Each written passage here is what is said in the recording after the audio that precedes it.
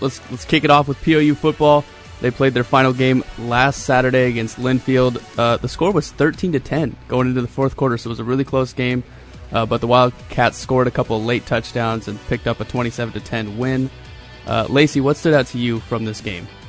I think PLU's defense really held the Wildcats in the first half, as you said, Christian. And I don't think Linfield knew what was coming for them. I'm not sure if they didn't prepare. They were underestimating you guys, but what a fun game to watch. And Cooper Murphy led the team with 10 tackles. Close behind him was Derek Chase and Carson Ketter with both 9 tackles. And Carson had 2 interceptions. So maybe hero of the game there. Really exciting to watch. And even on the other side of the ball, I think the offense did a great job sharing the ball there in the entire game. There's good flow. Christian, you know what I learned from that wrap-up right there? Yes. That she studied for Name That Loot this week. She very well could have. She could have. It's coming later. Stay tuned for Name That Loot. It's coming later. Kellen, the PLU offense got off to a great start.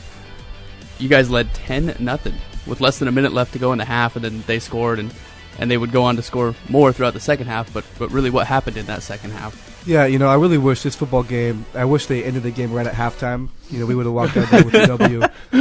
But a great team like Linfield, they make adjustments. And so what they did, to me particularly, they starred me. So they have a guy in front of me who's going to jam me and then a guy over the top. And so they try to take me away from the game. They did a great job of that. They also did a great job of taking our running game away. And when Darren Hargrove goes down, who's one of, in my opinion, Drew, I know you agree, one of the best running backs in the Northwest Conference, it's tough. When you don't have Austin Striplin, one of your best linemen, who's out, you got a freshman playing who did well, which I'll get to later. It's tough. So when you don't have all your Goliaths with you, it's a tough deal. But credit to Linfield, and like you said, Lacey, credit to our team. We knew that was our last game. We knew that game didn't really mean anything when it came to playoff implications, but we gave it our best shot. But against a team like Linfield, who's top 10 in the nation, you can only go so many rounds. And the game just was too long. We made too many mistakes, and they capitalized on them. They're a great team. They're going to do that. But it's too bad because, like you said, Lacey, we had them on their heels, and but like Danny Green would say, they are who we thought they were. Drew, PLU used one quarterback this game. They've been using 2 all season long. They just used John Schaub. Did they miss the mobility of a Cole Chandler or a Walker Lavoie, or are you satisfied with the production that the team got from John Schaub in this game? I mean, John threw for 200+ and a touchdown. I mean, against Linfield, that's no slouch performance. I mean, I think what hurt John was not the absence of a running quarterback, but the absence of a running back. And I think that's what hurt Darren being out. Darren's been, back-to-back 100+ yard weekends. I don't know when the last time that's happened in PLU history. And I think that's what opens things up for John to be able to spread the ball out. But, you put a lot of pressure on John losing your top running back, and John has to, kind of move the entire game with his arm. And that's just a lot to ask for, especially against a Linfield team. All right, let's do it. Who's everybody's hero from this game? So like I alluded to earlier, freshman center Logan Black is my hero of the game. Anytime a freshman comes into a game and starts, it's a big deal. But it's even a bigger deal when you play Linfield, and you play well. Watching the film, Trevor Roberts, our O-line coach and running game coordinator, was very, very happy with Logan Black. And it looks like next year, I don't want to make any predictions per se on the show, but it looks like he will be the center and also will move to tackle, which will be better for our offense. So it's exciting to see that Logan got some reps. He played in the Lewis and Clark game the game before. And so it's exciting to see freshmen step up when they need to. Lacey, who you got for hero of the game? I had a hard time picking just one person for this game just because I believe it was such a great team effort. I already talked about Carson Ketter with the 2 interceptions, which was awesome. But I'm going to have to go with the whole senior class for this last game. I think the effort was there, and just the fact that these seniors have been devoted to this program for the last 4 years, and I think Kellen, your guys' theme this year was have the best season yet, something along those lines. And for these seniors, I think that really was one of the best seasons yet for them, and they really enjoyed the journey. So I'm going to have to go with the senior class. Very nice pick. Drew, who do you got for hero of the game? Hero of the game, I'm probably going to roll with John. I'm going to roll with John for the entire season too. What he was able to do with the injury he had and the injuries he continued to sustain throughout the year. Poor guy looked like a ride-out test pilot by the end of the whole ordeal. I'm just, you can't help but just be in awe of what John was able to do this year and the amount of games and the amount of snaps he was able to take, even though it was a true 2-quarterback system. The fact that he was even on the field this year and was running for touchdowns and was able to get out of the pocket the way he did sometimes was darn impressive, and I think it inspired some of those seniors who also were battling injuries, as that PLU team was pretty banged up over the course of the year. Yep. So many close games this season. Drew, I want you to pick your favorite game of the season and tell us, why that game in particular stood out to you. Oh, wow. I liked last week's game against Pacific, not just because it was a W, but I think it shows the depth of that quarterback room, and it shows the future. Lewis and Clark. Lewis and Clark, excuse me, I apologize. Yep. Lewis and Clark in the future of that quarterback room. We got to see Walker throw the snot out of the ball.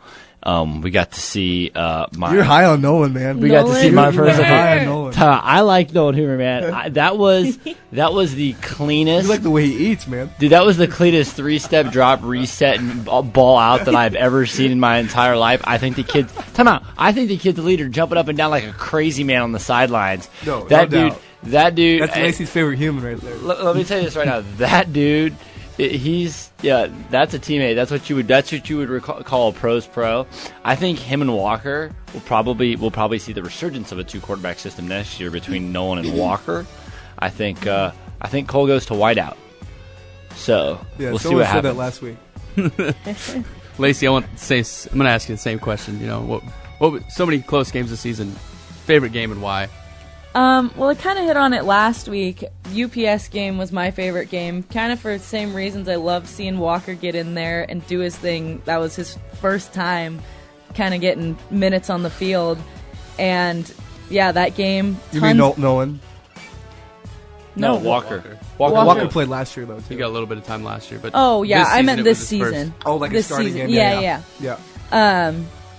And then, with the injuries of that game and PLU just fighting through that and coming out with a win, just super fun to watch.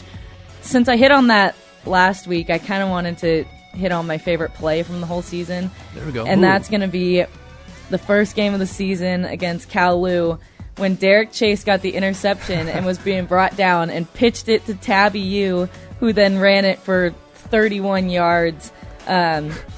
That was just such a fun play to watch because they both just looked so confused, but they pulled it off.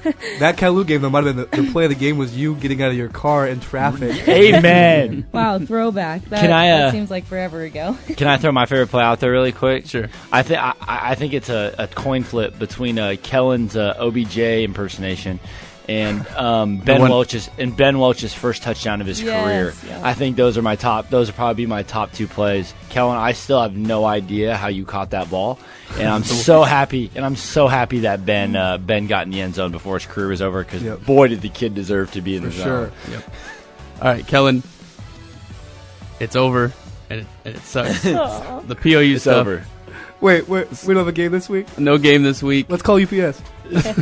A short little scrimmage, maybe a little 7-on-7. What's your favorite memory from being a football player at POU? Yeah, it's interesting. Like sometimes I put myself in another person's cleats, like on the other person's team, and like if I played at Lewis and Clark and I watched us do go drills, I would say, who are these guys? Like what in the world are they doing? This isn't football. Can you explain What are what go go drills? Yeah. So this is bad for radio. For those of you that are scoring at home, what we do for go drills, they're not warm-ups. They don't get us warm. They don't get us loose. Chris Rice would not approve of them. But what they do is they get us loose mentally and psychologically. And so it's hard to explain. There's about 8 different things that we do. But one of them is like Derek Chase will say, all right, guys, just follow my lead. And whatever he does, we basically mock him. So it's kind of like follow the leader, if you will. And like we've done the Macarena this year. We've done the Cha-Cha Slide. And we're about to play the number 7 team in the nation. And these recruits on the sidelines who are looking at us in Linfield, and you watch Linfield do this classic, routine of, dynamic stretching, whatever. And then you watch us do our thing, and it's just like, how are these teams on the same field, and then we're up at halftime? What? And so those are my favorite memories throughout my whatever you want to call it, 4 years, with the red shirt years. But just watching warm-ups, watching other teams look at us, and then we go out there and play some great football. To answer your question, Christian, my favorite game this year was Whitworth. It was a pillow fight game, back and forth, back and forth, back and forth. And Whitworth was a great team, had the number one team in the nation when it came to offensive production. And we played that game so well. I still can't quite sleep at nights because I think of that last drive and how we should have scored on that last one to beat them. And in my opinion, that kind of would have changed the season. But what a fun year it was. We were so much more competitive than last year. And every game this year, we were leading at one point. Mm-hmm. So you look at the 4 losses. During those 4 losses, we at least had a lead at one time. So this year was 9 day different than last year. And that's what growing is when it comes to team effort. Kellen, you have some dance moves? You have some moves? Well, like I said, if we had Periscope... You'd whip out the Macarena for us? Would you really? Well, I mean, I might need some music, but we might need to do that during the break, and then we'll see if we can put it on the air.